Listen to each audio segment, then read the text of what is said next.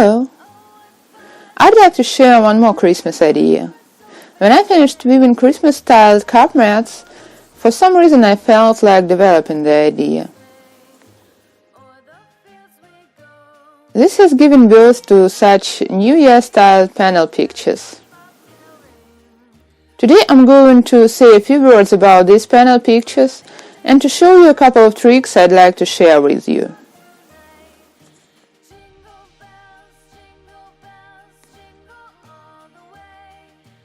Having decided to move from cup mats to panel pictures, I made up my mind to base every panel picture on one particular pattern.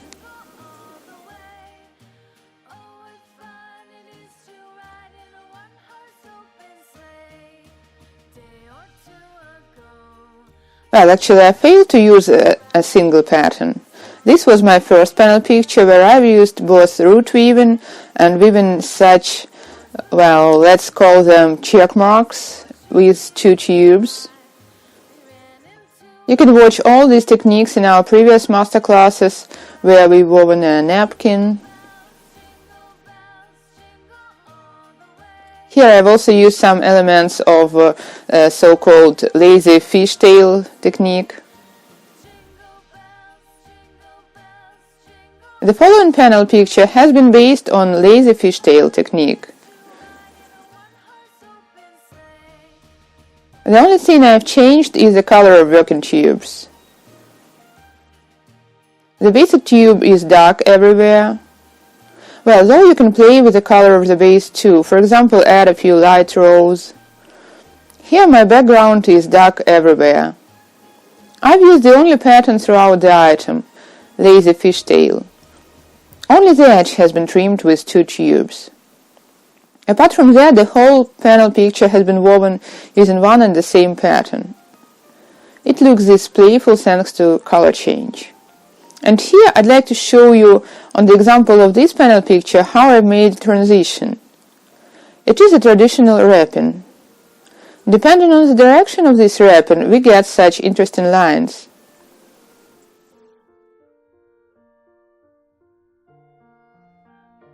I'd like to show you the way I perform such wrapping on the example of the second tier. What do I mean by tier? I've performed this first white section, I call them tiers.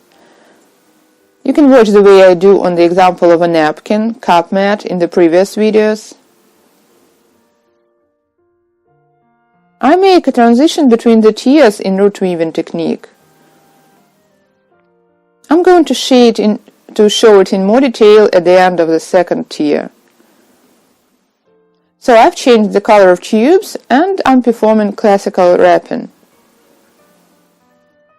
By the way, this weaving technique is rather saving, wrapping with 1 tube. In the first row I perform it like root weaving, leading a tube toward myself.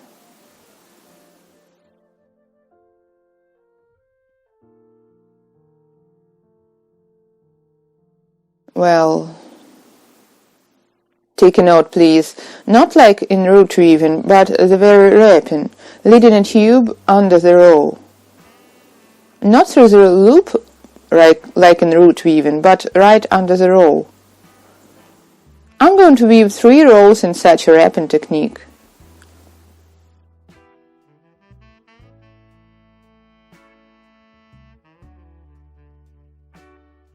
I personally prefer weaving with thin tubes. Well, here I've collected the remainders. As for this panel picture, I was trying to weave it with thin tubes mostly. And this one as well. Take a look please. I believe such thin stitches look more delicate.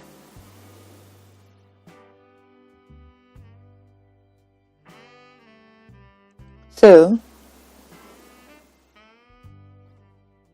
3 rows of conventional wrapping. I'm finishing the 3rd row of wrapping.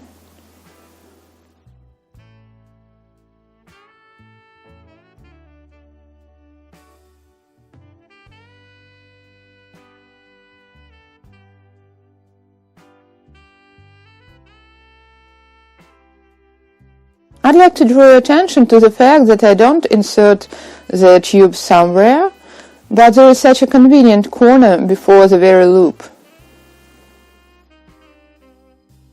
The tube lies there very well, sometimes even with no help of a stick. Now take a look, please. There is an important point of transition. Here I've got 3 wraps, while here there are still 2 of them. How do I shift to a different direction of wrapping, which is the very zest of my pattern? Take a look once again, please. In the last coil, which was supposed to be the 3rd one, there remains half the 3rd coil. I lead the rest of the tube under the tubes of the base, after which I cover them with this tube.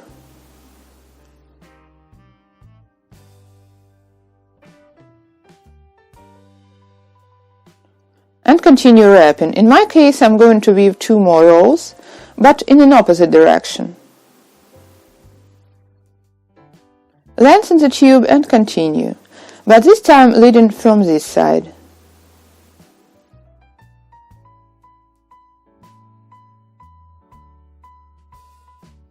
This way.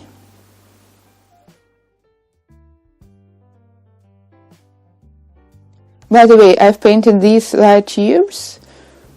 Well, the dark ones are very old. I use old tubes as a base.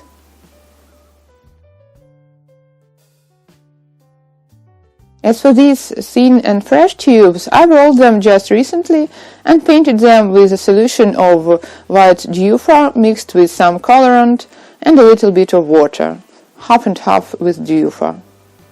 I like the result. Look, 3 rows of wrapping directed toward one side and 1 row directed oppositely. This is the way this section of the pattern looks. You can leave it like this, it looks quite interesting, and this is the way 3 rows directed rightward and 3 rows directed leftward looks. I like it too. This time I'm going to continue and make 3 rows directed to the right and 2 rows directed to the left. We'll see what it looks like. The row has been woven. It is the way I've got it, 3 rows in one direction, 2 rows backward.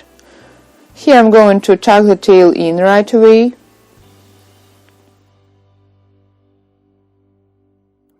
I'm finishing this color, that's why.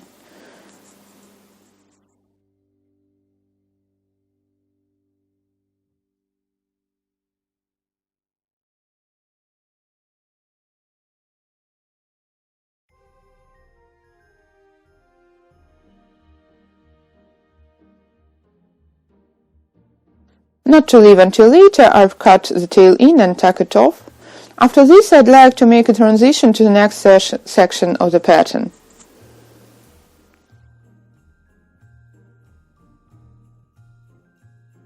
Here is one section, then the transition. Now I'm going to weave a transition again.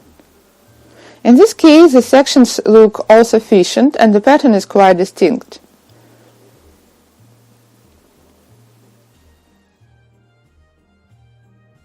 If you look from a distance, it looks like petals to me, or a snowflake shaped this way. Now I'm inserting a new tube under 2 rows and starting the first row in a normal wrapping technique.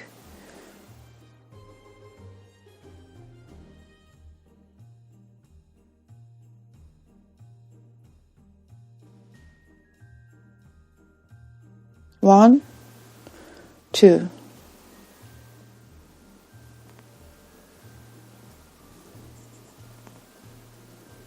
As a rule, the pattern is widening.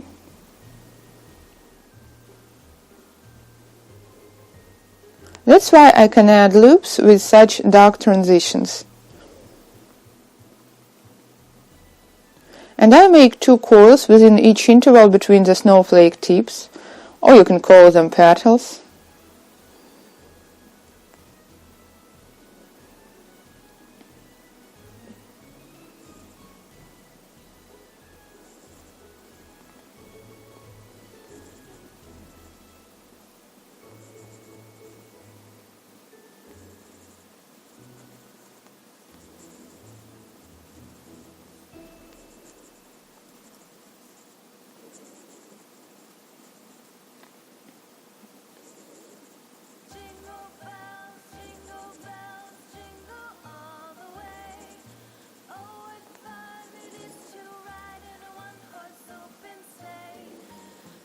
1,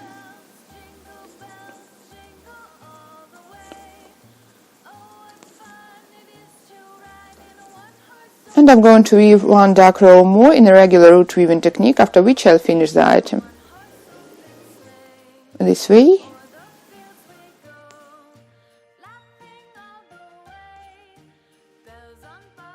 Let's cut the tail to make it easier.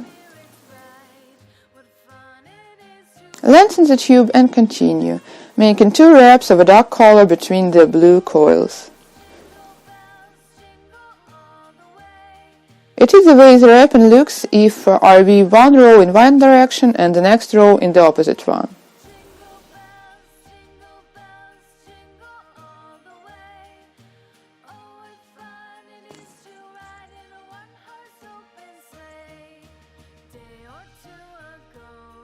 Take a look, please. What a variety of patterns can be based on a single technique, wrapping in 2 opposite directions. These were the details I wanted to share with you today.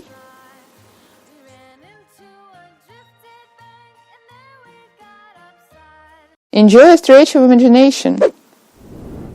If you're not our subscriber yet and have seen the masterclass accidentally, you're welcome to subscribe to our channel. Click like as this helps to promote the channel, and don't forget to press the bell icon to be notified of our new masterclasses. See you!